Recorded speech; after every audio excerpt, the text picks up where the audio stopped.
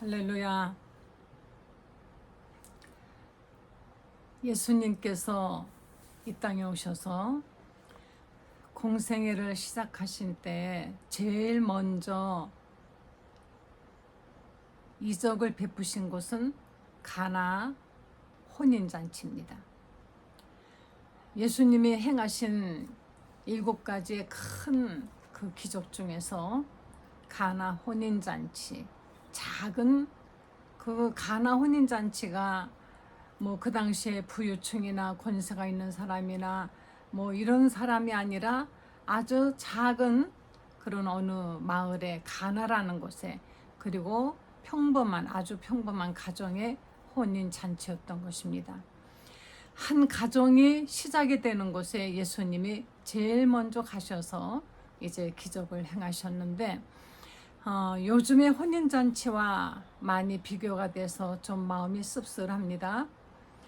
지금은 누가 결혼식 한다 하면은 그 식장 비용, 식장을 꾸미는 뭐 이런, 또는 뭐 드레스 비용, 뭐 이런 거에 돈이 정말 뭐 몇 천만 원씩, 양쪽 집안 합쳐서 아무리 못해도 5천만 원에서 1억 이상이 든다고 하는데, 옛날에 우리나라도 그렇고 여기 성경에 예수님이 계시던 이 당시에 유대 땅에도 혼인잔치는 정말 아는 사람들, 그 가족을, 그 부부를 정말 축복하고 사랑하는 사람들, 그들이 모여서 마음 놓고 먹고 마시고 즐기고 하는 그런 혼인잔치였습니다.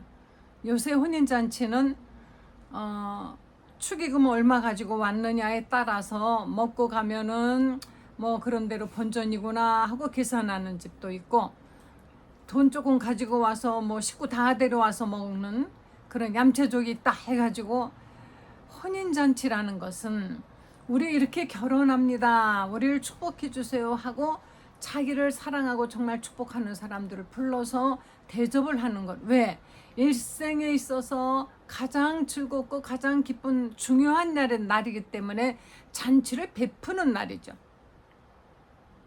오는 하객이 자기 먹을 걸 들고 와서 먹는 그거는 아니지 않습니까?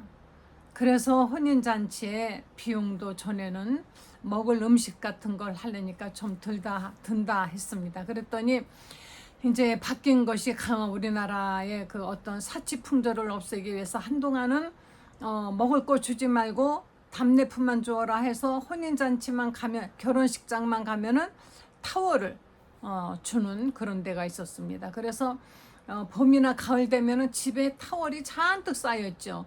뭐 아무개 결혼식 뭐 해가지고,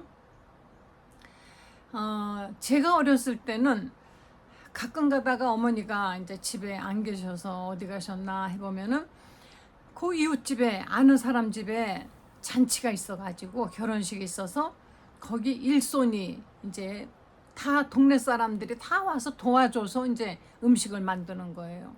거기 가셨다 그러면 벌써 어린 제 마음이 압니다. 아, 거기 가면 오늘은 나도 한 상 받겠구나.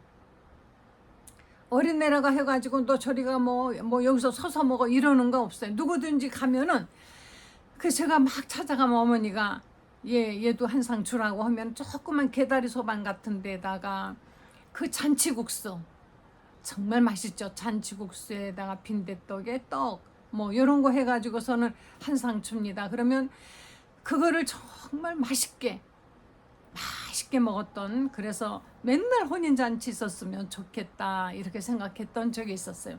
정말 즐겁죠. 그리고 신랑 신부 뭐 그 혼인식 하는 것을 보고 구경하고 뭐 정말 왁자지껄 진정으로 축복하면서 그 날을 정말 축복해주고 기뻐하는 가운데서 보냈어요. 그런데 지금은 결혼식장 가서 딱 1시간 쓰기 위해서 그렇게 오랫동안 기다렸다가 몇 천만 원이라는 돈을 거기에 쏟아붓고, 그리고 자기 먹을 거 들고 가서 먹어야지, 아니면은 눈치 보이는 뭔가 결혼식에 대한 진정한, 결혼이라는 것은 하나님의 섭리대로 아담이 그 부모를 떠나 아내와 연합하여 한 몸을 이룰지어다. 바로 그것처럼 다 자란 사람은 부모를 떠나서 이제 성인이 되었기 때문에, 그래서 남자와 여자가 한 가정을 이루고 또 거기서 자녀를 낳아서 잘 자라게 해주고, 이렇게 해서 이 땅에 하나님이 만드신 하나님의 형상의 모양을 받은 그 사람이 이 땅에 자꾸 번성하면서 하나님의 사랑과 하나님의 뜻을 나타내고 잘 사는 것, 이것이 목적인데, 지금은 또 그렇게 호합판으로 결혼하지만 과연 얼마나 오래 갈까? 뭐 엄청나게 호합판으로 결혼했는데 조금 있다가 나 이혼했어요, 그리고 다시 나 재혼해요 하고 또 청첩장이 온다는 겁니다. 그래서 요즘은 이제 생기다 못해 이런 게 생겼다고 합니다. 저는 너무 놀랐어요.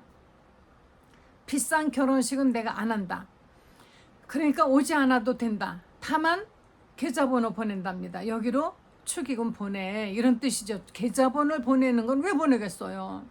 그건 돈을 준다는 게 아니고 받겠다는 뜻입니다. 다시 말하면 일종의 고지서입니다. 청구서. 무슨 청구서냐? 나 결혼하는데 축의금 줘, 축의금 둬. 왜? 나도 너한테 축의금 보냈잖아. 그런데 내가 결혼식을 안 한다고 해서 내가 그냥 아무것도 받지 않으면 나만 손해잖아. 그러니까 너도 받은 것만큼 줘, 이런 의미가 담겨 있는 거래요. 그러니까 요새 사람들이 이제는 그렇게 한다는 겁니다. 세상이 어떻게 해서 이렇게 점점점 각박해질까? 우리 다시 순수한 그 옛날 방식으로 돌아가면 안 될까요? 돈 바라보지 말고 정말 진정으로 축복하고 진정으로 감사하고 고마운 마음에 동네 사람, 온 가족, 친척, 친구들을 불러서 없는 거 있는 거 다 뭐 억지로 하지 말고 그냥 자기가 가지고 있는 능력껏 대접하면서 축복받고, 이렇게 해서 시작하는 것이 정말 얼마나 지금 필요한지 모르겠어요. 그래서 요새는 비혼식이다, 그런데 축의금은 내라 하면은 얼마를 내면 좋을까 하고 방송에서 한번 사람들에게 물어봤어요. 그랬더니 뭐 나는 10만 원 하고 가서 밥도 먹었는데 지금 뭐 밥도 못 먹고 가지도 않는 거니까 5만 원만 하면 되지 않느냐. 또 어떤 사람은 뭐 어쩌고저쩌고, 난 그러면 안 간다. 그러면은 이제 끝나는 거래요, 인간관계. 왜 이렇게 되었는지 참으로 안타깝습니다. 그래서 오늘 가나 혼인 잔치에 대해서, 여기에 예수님께서 이제 사흘째 되던 날 이렇게 나와 있는데, 이 사흘은 우리나라에서는 뭐 이거 요일로 무슨 요일이냐 이렇게 따지는데, 여기서 유대인들에게 있어서 사흘이라는 것은 지금처럼 썬데이, 먼데이, 튜즈데이 이것이 아니고 뭐 일요일, 월요일, 수요일, 목요일 이것이 아니고, 사실은 깊이 들어가면은 일요일, 월요일, 화요일 뭐 이런 것들이 다 그 어원은 들어가 보면 약간 미신적인 것이 있습니다. 유대인들은 바로 안식일 날을 중심으로 그 다음 날은 안식 후 첫날, 그 다음 날은 둘째 날, 그 다음은 셋째 날, 이렇게 이제 말했어요. 그래서 예수님께서도 십자가에서 이제 죽으셨을 때 그 다음 날이 안식일이기 때문에 예수님을 무덤에 둔 채로 두었다가 안식 후 바로 첫날, 그 다음 날 그 여인들이 예수님의 시체가 있었던 곳으로 갔다, 이렇게 돼 있죠. 여기서 사흘이라는 것은 바로 그와 같은 것. 그래서 지금으로 말하면은 화요일이지 않나 이렇게 생각을 합니다. 근데 성경에 나오는 어떤 요일이나 뭐 시간이나 날짜나 이런 것은요, 너무 정확하게 이렇게 하려고만 안 되고, 또 그러다 보면은 시비도 붙고 맞네, 틀리네, 2단이네, 3단이네 하는데, 그렇게 날짜가 월요일이나 화요일이나 뭐 이게 중요한 것은 아니지만은 성경에 그렇게 사흘째 되던 날이라고 써 있는 것을 보면은 바로 이것은 유대인들의 중심으로 이것을 말했기 때문에 화요일 안식 후 그 다음 날 사흘째 되던 날을 말하는 것이 아니냐, 이렇게 이제 생각할 수 있습니다. 예수님께서 그 첫날은 요단강에서 세례 요한에게 세례를 받으셨습니다. 세례, 침례, 어떤 말이 맞느냐 가지고 교파가 갈라지고 정말 많은 사람들이 용어 하나 때문에, 그래서 캐톨릭 신자들이 이 용어 때문에 침례받는 기독교인들을 많이 죽였습니다. 침례가 오르냐 세례가 오르냐. 근데 그 당시에 세계를 거의 장악하고 지배하고 있던 황제가 세례를 받았으니까 세례라고 다 고치라. 그런데 그래도 성경에 예수님이 하던 대로 예수님도 요단강물에 들어갔다가 나왔다. 그렇기 때문에 이 침례를 받아야 된다 하는 사람들과 이런 문제 때문에, 이게 일종의 말하자면 예수님의 우리를 구원하신 십자가의 그 어떤 도에 관한 것이 아닌 것이에요. 그런 의식이나 형식이 조금 다른 것 때문에 사람들은, 자기와 다른 자들은 전부 힘 있는 자들은 처단했죠. 그래서 많은 사람들이 이것 때문에 죽었습니다. 세례든 침례든 어쨌든 예수님이 요단강물에 물속에 푹 들어갔다가 나왔습니다. 물속에 들어가는 의미는 고린도전서에 말씀하고 있죠. 예수와 함께 우리는 장사 지낸다. 물속에 들어가는 것입니다. 그리고 예수님이 다시 살아나신 것처럼 우리도 다시 살아난다라는 의미의 침례다. 이렇게 나와 있습니다. 예수님께서 요단강에서 세례 요한에게 이렇게 세례를 받으시고 침례 받으시고 난 그 다음 날이에요. 다시 말하면 예수님의 공생애가 시작이 된 바로 첫 번째 예수님이 간 곳은 어딘고 하니 바로 가나 혼인잔치. 이것은 아마 예수님의 그 친척집이 아닌가 생각이 됩니다. 왜냐하면 여기에 예수님의 어머니 마리아가 이미 가 있었다는 것입니다. 친척이기 때문에 그 잔치집에 가서 도와주려고, 일손을 도와주려고 이제 갔던 것이죠. 그리고 예수와 그 제자들도 초청을 받았다. 그러니까 아무나 초청하는 게 아니죠. 길 가는 사람 아무나 그냥 초청하는 것이 아니라 초청할 만한 그렇게 가까운 사이이기 때문에 예수님이 제일 먼저 초청받아 간 것은 바로 혼인잔치 자리인 것입니다. 사랑하는 성도 여러분, 혹 결혼하시고자 하는 분들, 결혼하는 대상이 어떤 사람이냐, 누구냐, 또는 이 결혼을 통해서 우리는 어떻게 될 것이냐, 이런 거 계산하지 말고 정말 진정으로 어떠한 일이 있어도 함께 하면서 서로 사랑하며 서로 존경하며 서로 위로하면서 잘 살고자 하는 그런 정말 하나님의 뜻 안에서의 믿음과 각오라면은, 그렇다면은 여러분 어렵게 시작하면 어떻고 잘 또 부유하게 시작한다고 뭐 대단한 건 아닌 것입니다. 옛날에는 다 거의가 문간방에서 시작들 하더라고요.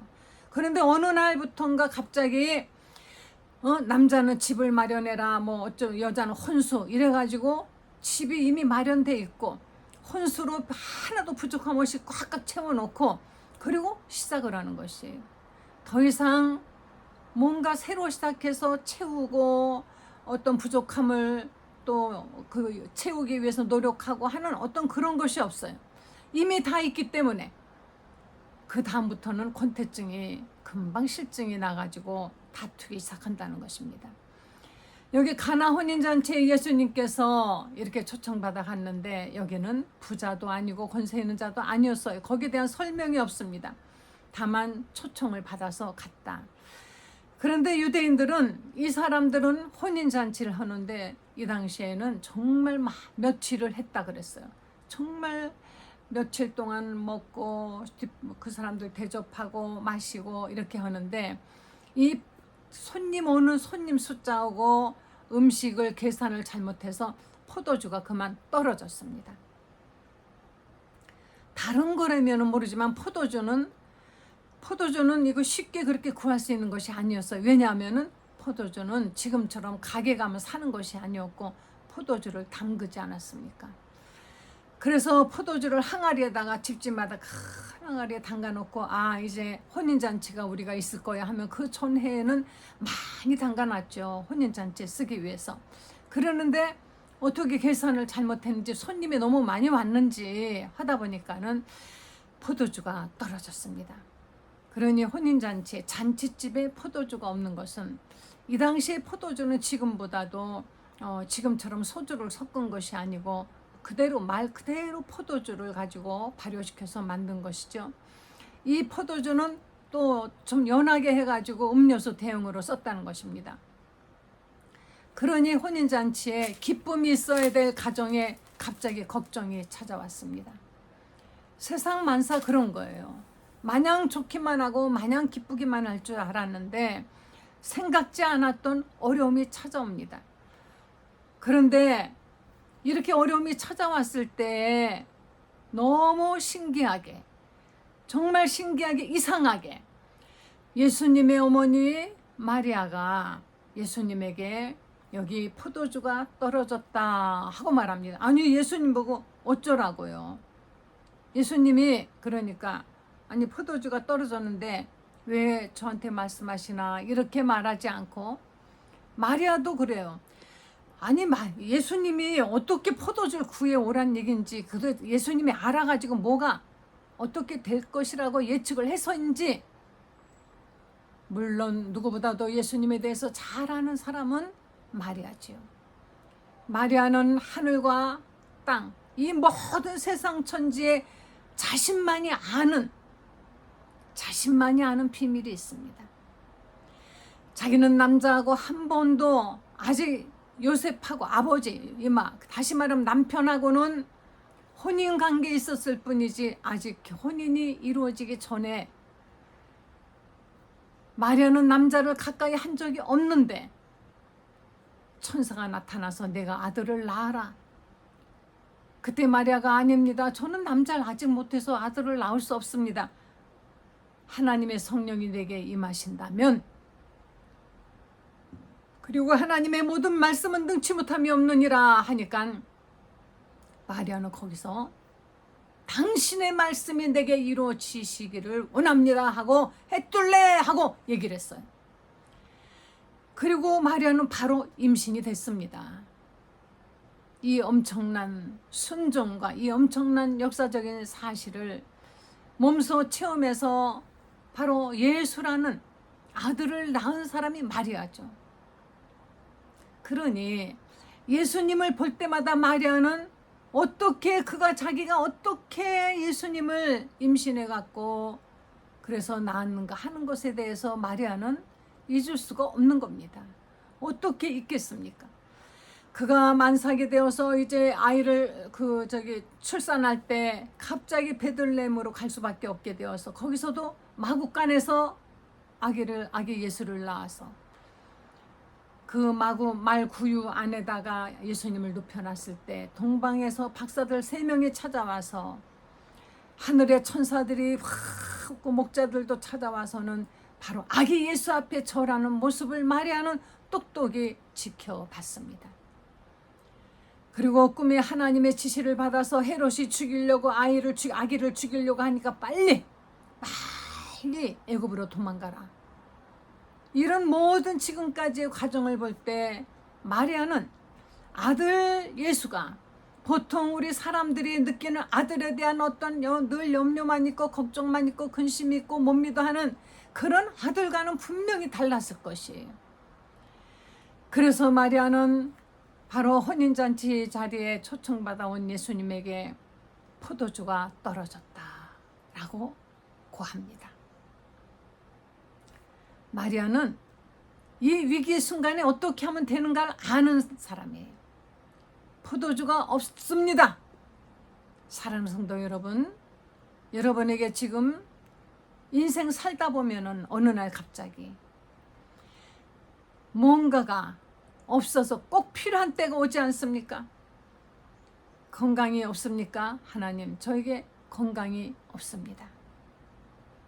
구하시기만 하세요. 하나님, 저에게 믿음이 없습니다. 믿음을 구하십시오. 하나님, 저에게 사랑이 없습니다. 솔직하게 사랑이 없습니다. 그럼 사랑을 구하시고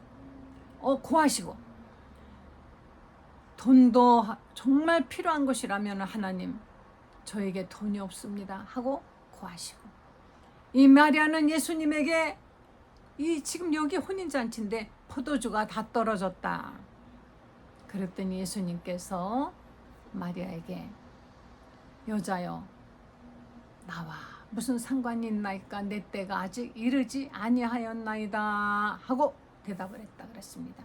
굉장히 여기서 어떤 모순을 많이 발견하고 사람들은 이상하다, 어떻게 예수님이 그렇게 쌀쌀맞게 냉정하게 버릇없이 아무리 예수님이라도 그렇게 말씀하실 수가 있을까 뭐 하지만은 여기서 여자야라는 그 번역은 우리나라의 번역이 가끔 이 성경 곳곳에 보면은 좀 원래 원어하고는 그 의미가 조금 다르게 번역되는 것이 있어요. 왜냐하면 언어라는 건 각각 똑같이 직역을 하면은 전혀 다른 뜻으로 그 의미가 나타나는 것이 있기 때문에 그렇습니다. 그래서 여자야라는 것은 굉장히 여자를 높여서 그렇다고 여러분들 어머니 보고 여자야 그건 안 되죠. 우리는 그렇게 말하면 안 되죠. 우리나라의 말이라면은 그대로 높으신 어떤 그 여자를 존칭하는 말, 외국 영어라면 불어라면 뭐 각각 나름대로 있겠죠. 여자의 나와 무슨 상관이 있나이까. 이 집에 포도주 떨어진 것하고 저하고 상관이 없나이다 하고 딱 거기서 선을 긋은 것이 아니에요. 내 때가 내가 일할 수 있는 조건이 아직 되지 않았습니다. 내 때라는 것은 예수님이 어떤 때를 말씀하시겠어요? 내가 하나님의 영광을 나타내고 내가 일을 하고 내가 이 집의 위기를, 내가 이 혼인잔치 기쁨만 있어야 되는 걱정도 근심도 일단은 다 뒤로 접어놓고 기쁨과 축복만이 있어야 되는 이 혼인잔치에서 이 위기를 내가 정말 해결해 줄 수 있는 준비가 되지 않았습니다. 야, 마리아의 그 놀라운 영성은 대단합니다. 예수님의 말을 우리가 그대로 받아들이면 아이고 나 기도했더니 그냥 거절당했어 이렇게 생각할지 모르죠. 여러분, 우리가 하나님께 이걸 달라고 했는데 이게 올 때가 있어요. 그럴 때 우리는 이거 거절당했다고 생각하지 마십시오.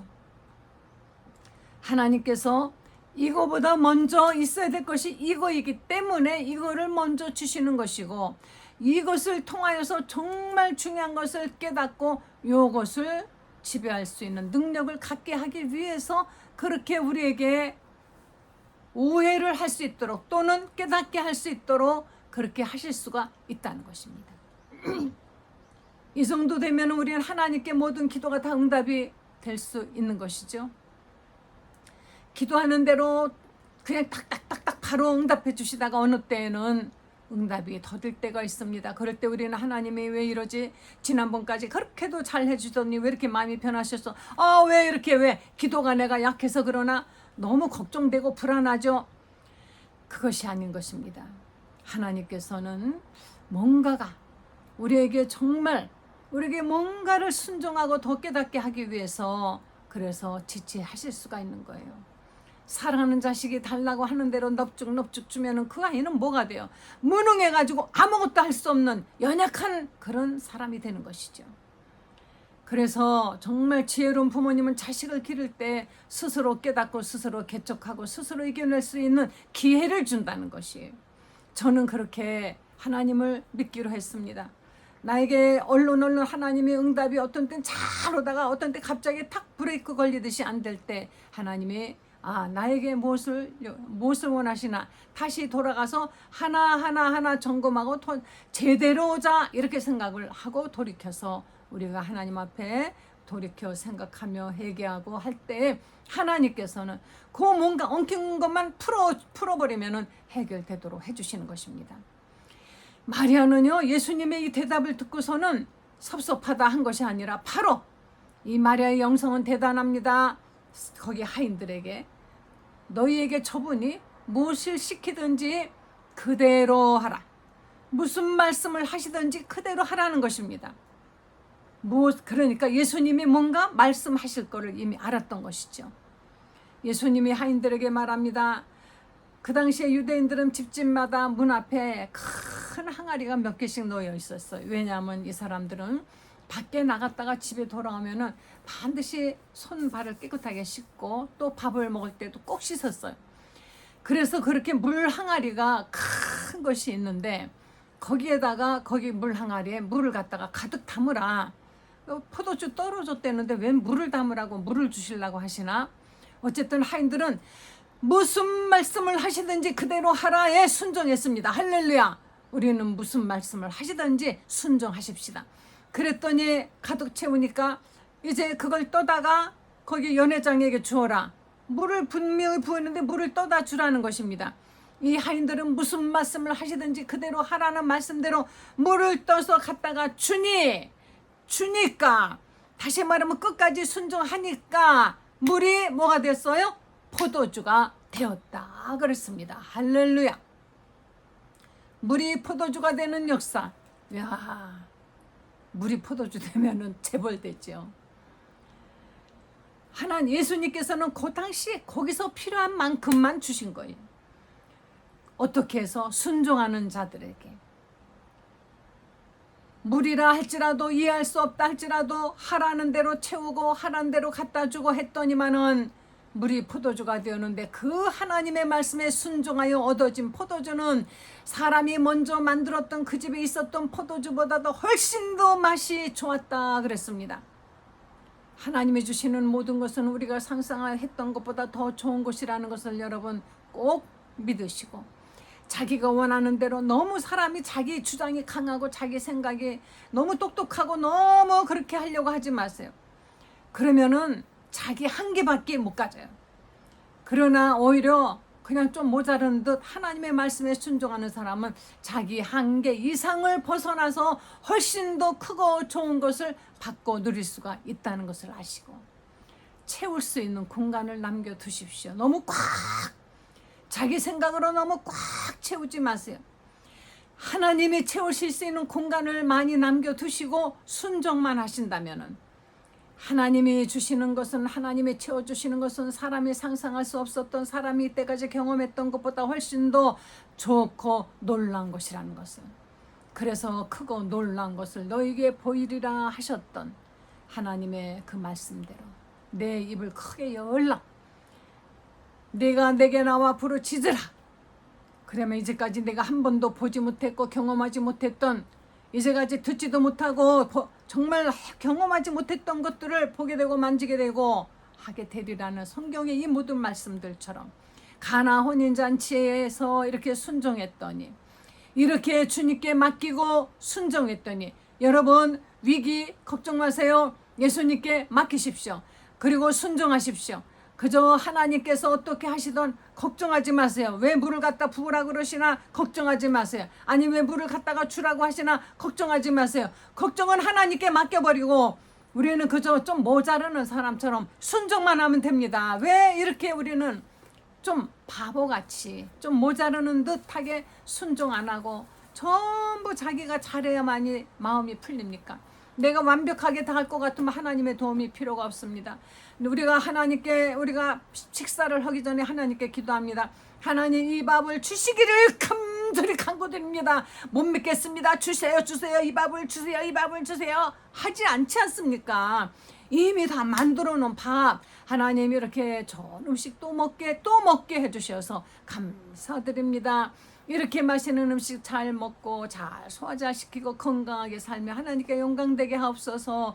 이렇게 기도하면 되는 것인데, 주여 믿습니다 믿습니다. 밥그릇 갖다 놨고 밥도 있습니다, 국도 있습니다, 반찬도 있습니다. 그런데 허건난 믿습니다만 밥 해준 어머니가 안 그러겠어요? 야 어서 먹어라. 그런데도 믿습니다. 아무리 생각해도 불안해서 믿습니다. 이러는 사람은 없지 않겠습니까? 말하자면 이런 식으로 살지 말라는 것입니다. 이런 식으로 믿음 생활을 이렇게 하지 마시고 걱정을 끼치고 의심하게 만들고 불안해하게 하는 악한 원수 마귀는 예수 이름으로 다 떠나가라 하고 물리치시고, 그리고 하나님 말씀에 순종하시기를. 다른 사람이 볼 때 아이고 뭐 저래 기도만 하면 다나, 저렇게 사람이 저러니까, 뭔가 어딘가 저렇게 부족하니까, 이런 얘기 들을까봐 걱정 마십시오. 하나님을 믿기 때문에 좀 어리석어지고 하나님을 믿기 때문에 바보처럼 행동한 것들 절대 걱정하지 마십시오. 하나님이 몇 배로 더 좋은 것으로 갚아주시고 하나님께 영광 나타낼 것입니다. 이 일로 인하여서 제자들이 깜짝 놀랐어요. 제자들이 예수님을 믿고 따라왔는데 이렇게 놀라운 일을 행하시니까 제자들이 따르겠어요? 안 따르겠어요? 확실하게 예수님을 그때부터 따르게 됐던 것입니다. 이 모든 것들이 협력하여 모두가 하나님의 영광, 하나님의 의를 이루신 것입니다.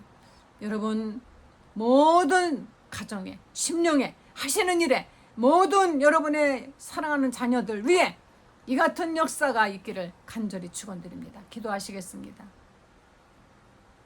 하나님 감사합니다.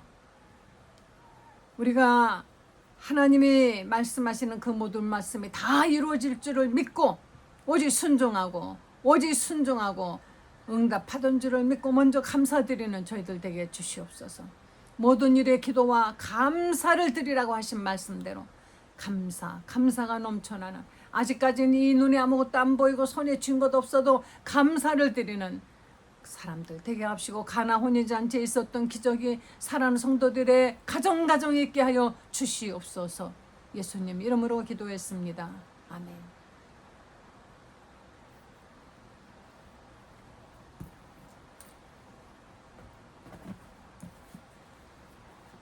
찬송 하나 불러보겠습니다. 이 눈에 아무것도 아니 보여도, 이 눈에 아무것도 아니 보여도 믿음만을 가지고 손을 걸으며, 이 귀에 아무 소리 아니 들려도 하나님의 말씀 위에 서리라.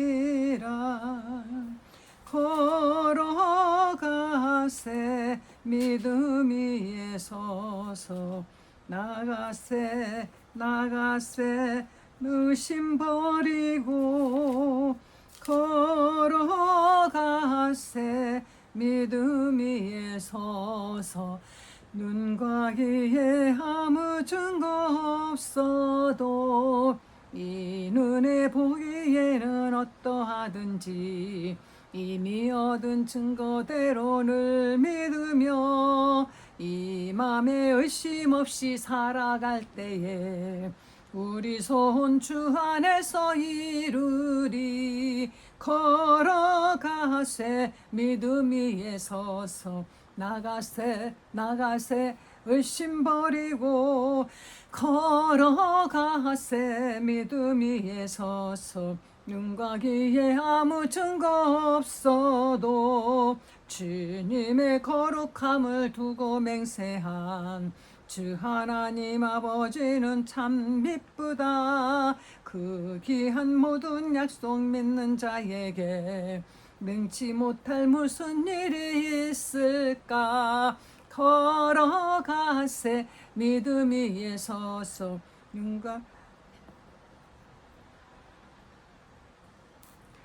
걸어가세 믿음 위에 서서, 나가세 의심 버리고, 걸어가세 믿음 위에 서서, 눈과 귀에 아무 증거 없어도. 할렐루야.